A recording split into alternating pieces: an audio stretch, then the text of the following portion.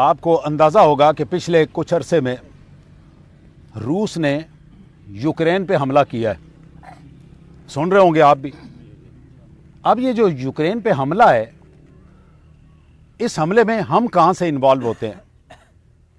ہماری انوالومنٹ اس میں کیا ہے؟ تھوڑا سارا میں آپ کو نقشہ تھوڑا سارا میں سمجھا دوں۔ وہ آگے کریں نا، اس میں پاکستان ہے، پاکستان سے ذرا پتہ چلے کہ ہم کہاں پہ ہیں، پھر یہ کھولتے ہیں۔ یہ جو نیلا رنگ ہے، یہ سارے کا سارا روس ہے، یہ پاکستان ہے، یہ افغانستان ہے، یہ ترکمانستان ہے، اور یہاں پہ یہ یوکرین ہے۔ یہ آپ نے سمجھنا ہے، یہ رشیا ہے، روس۔ اس کی یہ پہلے ایک ریاست ہوتی تھی، اس ریاست کا نام تھا یوکرائن، یوکرین بھی اس کو ہم بولتے ہیں، یہ تھی۔ اس کے ساتھ بلیک سی، جس کو آپ بحیرہ اسود کہتے ہیں، کالا سمندر، اردو میں ترجمہ آپ یوں کر لیں، بلیک سی، عربی میں اسود کہتے ہیں کالے کو، تو یہ بحیرہ اسود ہے، یہ والا۔ اس کا جو دوسرا کنارہ ہے اس سمندر کا، ایک کنارہ یوکرین کے ساتھ ہے اور دوسرا کنارہ ترکی کے ساتھ ہے۔ یہ ذہن میں رکھیے کہ ادھر سے یہ یوکرین اور یہ، اس کے ساتھ ایک اور ریاست جو کہ آزاد ہو چکی ہے، وہ جارجیا ہے۔ یہ بھی پہلے روس کا حصہ ہوتا تھا، جب یہ یو ایس ایس آر تھا اس وقت یہ روس کا حصہ تھا، اس کا یہ جارجیا ہے۔ اب جارجیا کے ساتھ بھی یہ بلیک سی لگتا ہے، یہ درمیان میں یہ جگہ خالی ہے، یہ ساحل ہے، اس میں کوئی ملک نہیں ہے۔ روس یوکرین سے بلیک سی میں آ سکتا ہے، اور کل کو اگر وہ یہاں سے داخل ہونا چاہے تو یہاں سے بھی داخل ہو سکتا ہے بلیک سی میں۔ اب بلیک سی آپ کو سمجھ آنا چاہیے، پھر آپ کو باقی چیز سمجھ آئے گی۔ یوکرین میں ایک بڑی خاص بات ہے، یوکرین میں معدنیات بہت زیادہ ہے۔ ان کے پاس تانبا، کاپر جس کو آپ بولتے ہیں، تانبا اور لوہا، یہ اتنا زیادہ ہے کہ یہ پوری دنیا کو سپلائی کریں پھر بھی ختم نہیں ہوگا۔ یہ اتنا زیادہ ان کے پاس اللہ تعالیٰ نے معدنیات دی ہوئی ہیں۔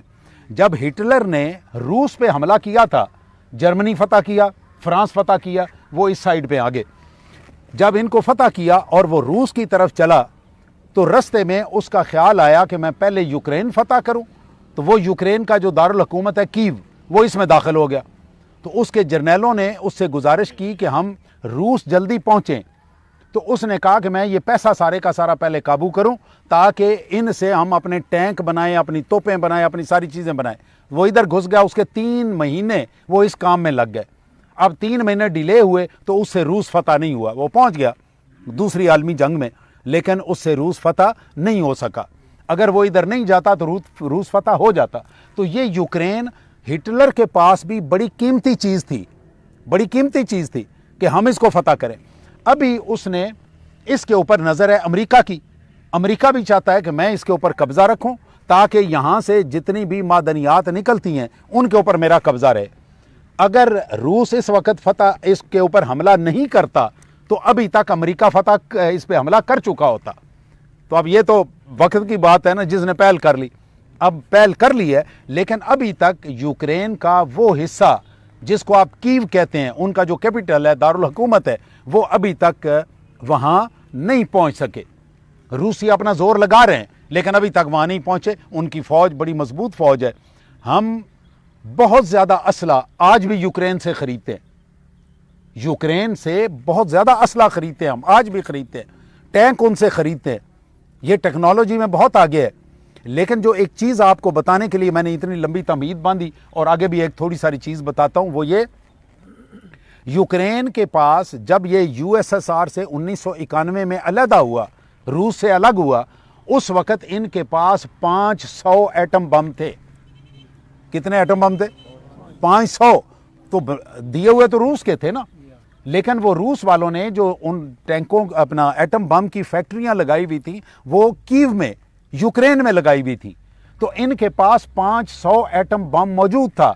جب یہ فتح ہو گیا تو امریکہ نے توڑا تھا، چونکہ پاکستان کے ساتھ مل کے، تو امریکہ نے اور نیٹو نے اور یورپین کنٹریز نے مل کے ان سے یہ بات کی یوکرین سے کہ آپ اپنے جو ایٹم بم ہیں یہ آپ اس سے دستبردار ہو جائیں، اپنی فیکٹریاں بند کر دیں، اگر کبھی حملہ ہوا تو ہم آپ کے ساتھ کھڑے ہوں گے۔ انہوں نے 500 کا 500 ایٹم بم روس کو دے دیا، اور ان کے ساتھ معاہدہ ہو گیا کہ اگر کل کو کسی موقع پہ ان پہ اٹیک ہوتا ہے، کوئی ملک حملہ کرتا ہے، تو امریکہ اور نیٹو یہ مل کے اس کا دفاع کریں گے۔ آج 20 سال کے بعد حملہ ہو گیا، روس نے حملہ کر دیا، نہ امریکہ پاس آیا نہ نیٹو پاس آیا، لڑنے کے لیے وہ اکیلا بیٹھا ہوا ہے۔ کل اس نے عمران خان کو کال کر کے ان کی منت کی ہے کہ ہماری کوئی صلح شلح کراؤ۔ ہمیں جس وقت ہم نے 1998 میں اپنے ایٹمی دھماکے کیے تھے، 28 مئی 1998 کو، ہمیں بھی یہی کہا گیا تھا کہ آپ اپنے یہ ختم کر دیں ایٹمی پروگرام، اگر کل کو آپ پہ انڈیا یا کوئی بھی ملک حملہ کرتا ہے تو ہم آپ کے ساتھ کھڑے ہوں گے۔ تو میں سمجھتا ہوں اس وقت کی فوجی اور سیاسی قیادت نے بہت خوبصورت کام کیا کہ انہوں نے ان کی بات پہ اعتبار نہیں کیا۔ جس طرح یہ یوکرین کے ساتھ کھڑے ہوئے، انہوں نے اسی طرح ہی ہمارے ساتھ کھڑے ہونا تھا۔ آپ یقین جانیے ایٹم بم کا بڑا چاکا ہے۔ آج ان کے صدر نے اس دن اپنی قوم سے خطاب کے دوران یہ بات کی کہ کاش میں نے امریکہ کی بات نہیں مانی ہوتی اور میں نے یہ ایٹم بم ضائع نہیں کیے ہوتے۔ تو ایٹم بم کسی نے پھینکنا تو ہے یا نہیں پھینکنا وہ تو اللہ جانتا ہے، لیکن اس کی اتنی جھجک ہے، میں یقین سے کہہ سکتا ہوں اگر ان کے پاس ایٹم بم ہوتے تو روس اس کے اندر گھسنے کی کوشش نہیں کرتا۔ اب اگلی کہانی سنیے۔ یہ بلیک سی آ گیا، بحیرہ اسود، یہ جارجیا، یہ ایران۔ اب یہ جتنے بھی سمندر ہیں، یہ سمندر سال کا کافی سارا حصہ بالکل برف بن جاتے ہیں۔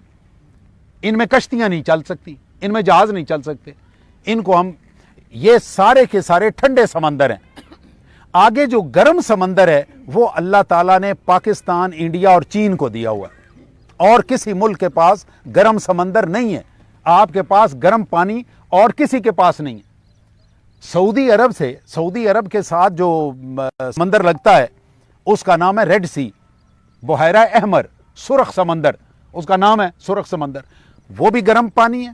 وہاں سے چل کے پاکستان، گوادر، کراچی، بامبے اور آگے انڈونیشیا کے ساتھ جو لگتا ہے، اور ساؤتھ چائنا سی، یہاں تک سارے کا سارا گرم سمندر ہے۔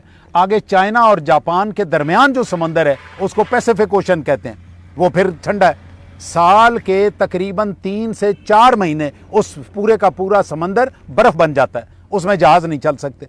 اب چائنا کو بھی یہ مجبوری تھی کہ جب میرے سے یہ سمندر نہیں چل سکتا، میرے سے جہاز نہیں چل سکتے، تو اس کا جو سعودی عرب سے آئل آتا ہے، پیٹرول آتا ہے، وہ کہاں جاتا ہے، وہ کیسے جائے گا؟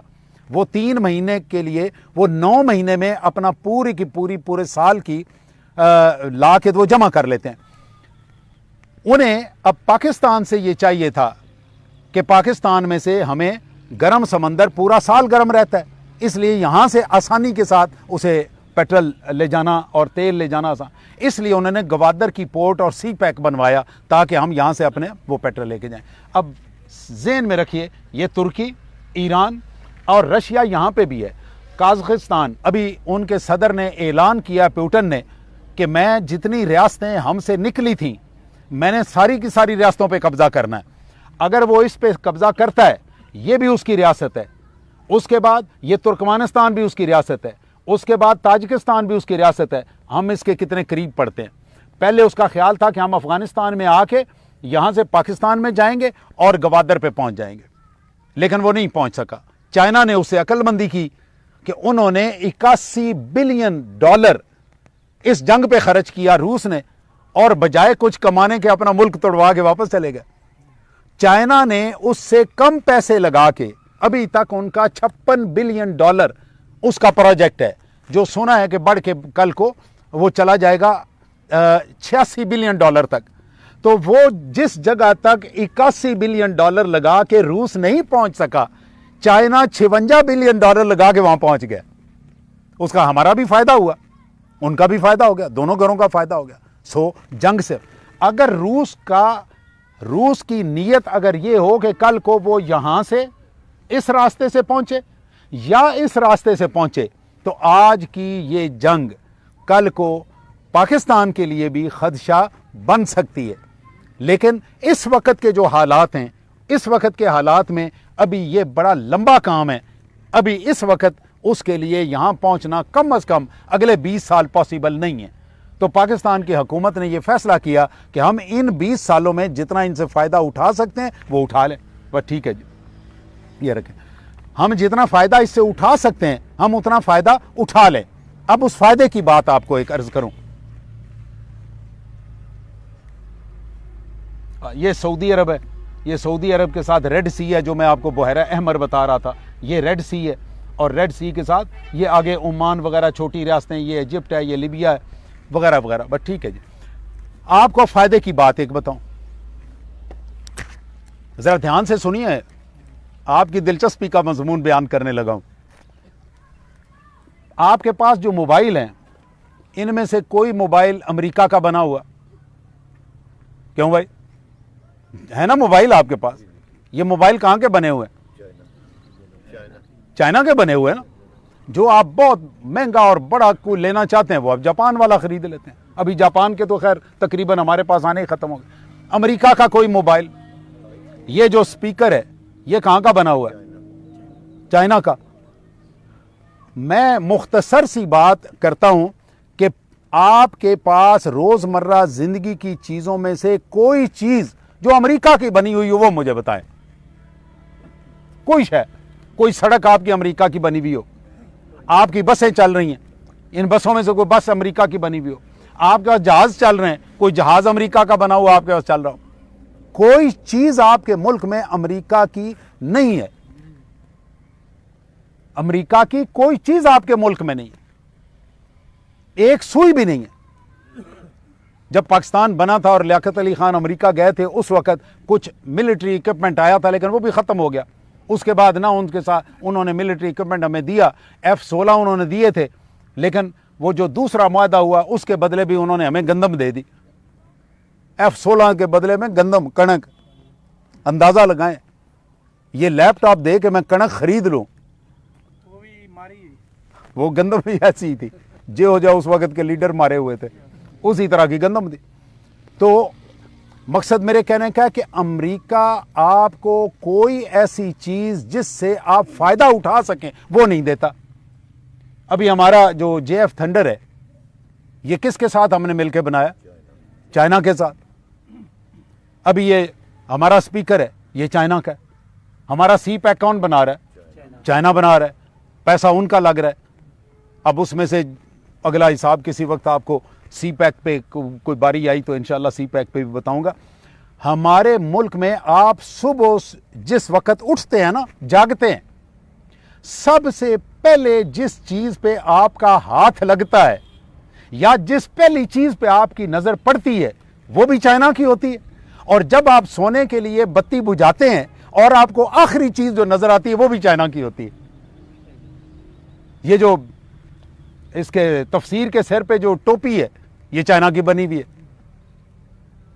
یہ چائنا کی بنی ہوئی ہے۔ یہ جو ٹوپیاں ان کے سروں پہ یہ بھی چائنا کی بنی ہوئی ہے۔ جس بیڈ کے اوپر میں سویا ہوا ہوں اس بیڈ کے نیچے جو میٹرس پڑا ہوا ہے وہ ٹیکنالوجی چائنا کی ہے، اس کے اوپر میں نے جو چادر بچھائی ہوئی ہے وہ چائنا کی ہے۔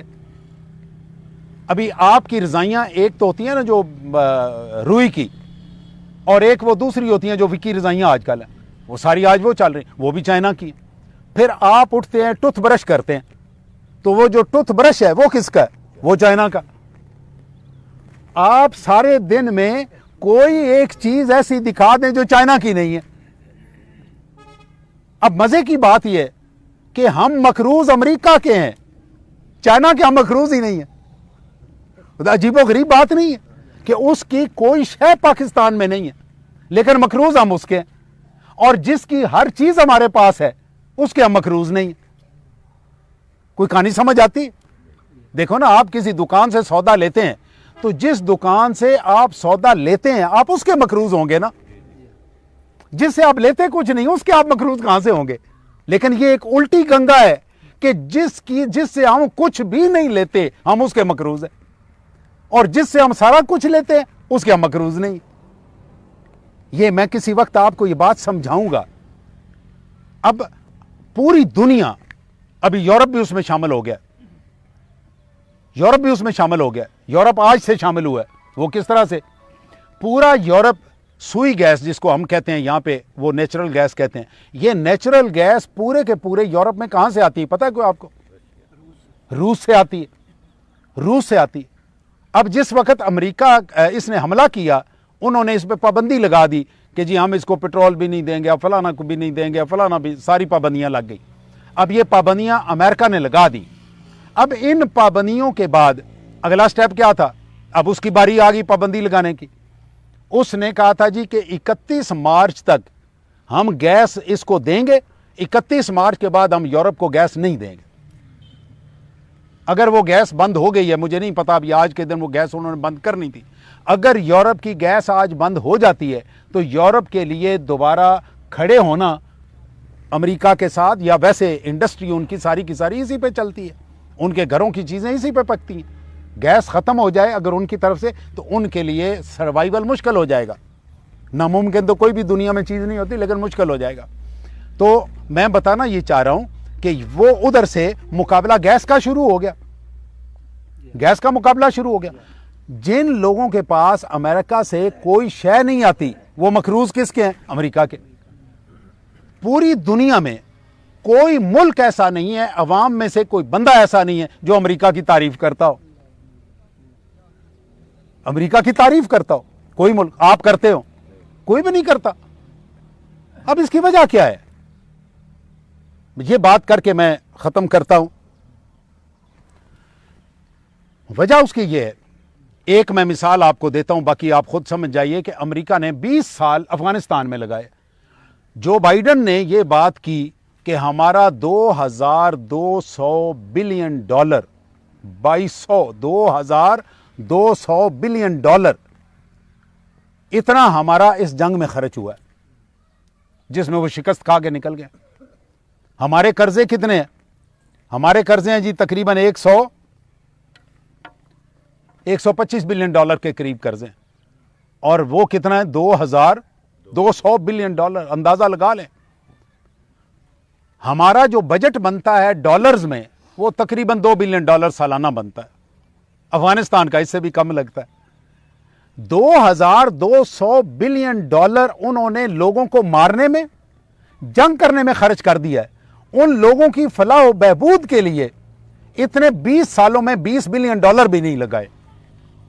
اگر امریکہ وہاں پہ ہر سال کے $2 یا $3 بلین لگاتا تو وہاں کے لوگ امریکیوں کا کلمہ پڑھتے، ان کے مرید ہو جاتے. آپ یقین جانیے ان کے مرید ہو جاتے. وہ مرید کیوں نہیں ہو رہے؟ اس لیے کہ وہ پیسہ انہیں مارنے کے لیے لگا. اس کا تھوڑا سارا حصہ اگر ان کی ترقی پہ لگتا تو اس کا فائدہ ہوتا. یہی پوری دنیا میں حال ہے. پوری دنیا میں امریکہ جتنا پیسہ خرچ کرتا ہے، جتنا پیسہ ہمارے ہاں سیاستدانوں کو اور ہمارے اس کو صحافیوں کو خریدنے میں لگاتے ہیں، اگر اتنا پیسہ پاکستان کی فلاح و بہبود پہ لگاتے تو ہم بھی ان کے ساتھ ہوتے. ابھی چائنا کی آپ بھی تعریف کرتے ہیں، میں بھی کرتا ہوں. چائنا کی ہم سارے تعریف کرتے ہیں. آپ کے گاؤں میں تو کوئی چائنا کی سڑک نہیں ہے، لیکن ہمیں معلوم ہے کہ پاکستان کے ساتھ ان کے جو تعلقات ہیں وہ ہمارے اوپر پیسہ لگاتا ہے، اور وہ پیسہ لگا کے آپ کا اور میرا فائدہ کرتا ہے نا. آپ کے میرے ٹوتھ برش بند ہو جائیں، ٹوپیاں بند ہو جائیں، جائے نماز کہاں کے پڑھتے ہیں؟ سارے چائنا کے.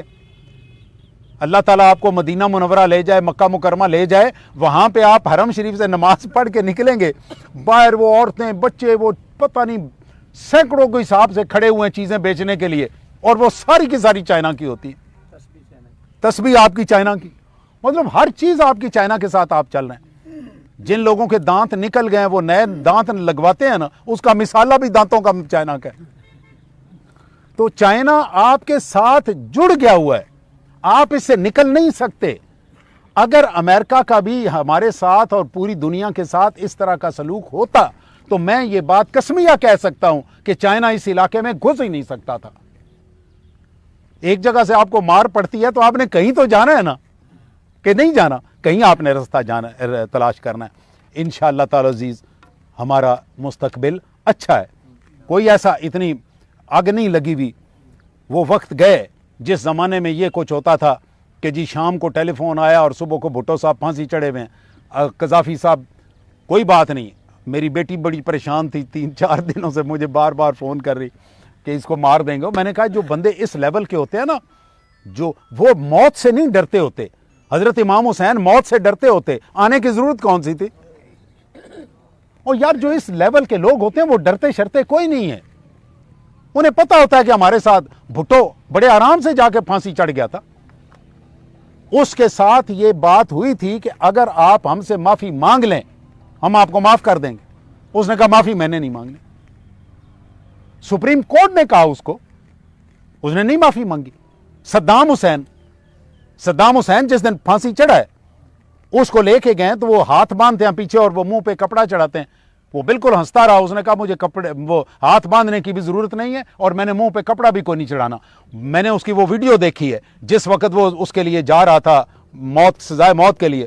بڑے آرام سے بالکل مسکراتا ہوا وہاں گیا اور اس نے وہ پھندا پکڑ کے خود اپنے گلے میں ڈالا اور ڈال کے اس نے کہا کہ ابھی وہ تختہ کھینچو نیچے سے. تو جو اس لیول کے لوگ ہوتے ہیں وہ ان چیزوں سے نہیں ڈرتے ہوتے، اور جو ڈرتے ہوتے ہیں وہ اس لیول پہ پہنچتے نہیں ہیں. وہ چھوٹی چھوٹی باتوں پہ آپ مرنے کی وجہ سے آپ یہ چھوڑ دیں گے بات. مجھے جو جملے پسند ہیں ایک جملہ ان میں سے سناتا ہوں. ہم آپ کے غلام ہیں کہ آپ جو کہیں ہم کر دیں. بتائیں آپ غلام ہیں؟ آخری جملہ بولتا ہوں ایک خاتون کا. اس خاتون نے کام سنبھالا پچھلی صدی میں اور اس کی آرگنائزیشن آج بھی کام کر رہی ہے کہ دنیا میں جہاں جہاں پہ غلام ہیں ان کو غلامی سے نکالا جائے. غلامی تو اس طرح کی غلامی تو اب نہیں رہ گئی. ان کا مقصد یہ تھا کہ وہ لوگ جو کالونی بن کے رہے، جس طرح ہم برطانیہ کے انڈر تھے تو ہم برطانیہ کے غلام تھے. تو اس نے کہا کہ ہم نے ان کو غلامی سے، ان کے دماغ سے غلامی نکالنی ہے. تاکہ یہ اس سے پوچھا گیا کہ جی آپ کا اتنا تجربہ ہو گیا ہے، آپ کو سب سے زیادہ مشکل چیز کہاں پیش آئی؟ ایک اور مثال مجھے یاد آئی ہے. آپ میں سے کبھی کسی بندے نے ہاتھی دیکھا ہوا؟ ہاتھی بندھا ہوا بھی دیکھا ہے؟ آپ جاتے ہیں نا چڑیا گھر میں، تو چڑیا گھر میں ہاتھی ایک چھوٹی ساری سنگلی وہ اس کے پاؤں کے ساتھ بندھی ہوتی ہے، اور جو وہ کلی ہوتی ہے نا، وہ کلی زیادہ سے زیادہ 5-6 انچ زمین میں ہوتی ہے. آپ کا جو قلعہ لگا ہوا ہے نا جس کے ساتھ آپ اپنی بھینس باندھتے ہیں، اس سے بھی وہ چھوٹی کلی ہے جس کے ساتھ بندھا ہوا ہے. تو ایک ماہر نفسیات نے یہ بات کی کہ اگر ہاتھی تھوڑا سا زور کے ساتھ پاؤں کھینچے تو وہ کلی نکل جائے گی اور وہ جو سنگلی ہے وہ بھی ٹوٹ جائے گی. تو یہ کیوں نہیں کرتا اس طرح سے؟ اس لیے نہیں کرتا کہ وہ اصل میں اس سنگل کے ساتھ نہیں بندھا ہوا، اس کا دماغ اس کے ساتھ بندھا ہوا ہے. اس کا دماغ جو ہے وہ اس سنگلی کے ساتھ بندھا ہوا ہے اور اس کو اندازہ ہے کہ میں اس سنگلی سے نکل نہیں سکتا. تو وہ خاتون یہ کہتی ہے کہ میں نے سارے کا سارا جتنا یہ کام کیا ہے، ہزاروں لاکھوں، مجھے سب سے مشکل مرحلہ جو تھا وہ یہ تھا بندوں کو یہ یقین دلانا کہ تم غلام نہیں ہو. یہ یقین دلانا کہ تم غلام نہیں ہو، یہ سب سے مشکل مرحلہ تھا کہ جس وقت انہیں یہ اندازہ ہو جائے کہ میں من حیث القوم غلام نہیں ہوں، پھر وہ اگلے قدم پہ آئیں گے. ہم آج کسی کے آگے بھی کھڑے ہونے جوگے نہیں، نہ روس کے آگے کھڑے ہوتے ہیں، نہ امریکہ کے آگے کھڑے ہوتے ہیں، نہ انڈیا کے آگے کھڑے ہوتے ہیں. جہاں سے ہمیں کوئی آگے گالیاں دیتا ہے ہم چپ کر کے بیٹھ جاتے ہیں. تو ہمیں غلامی سے اپنا ذہن آزاد کرنے کی ضرورت ہے.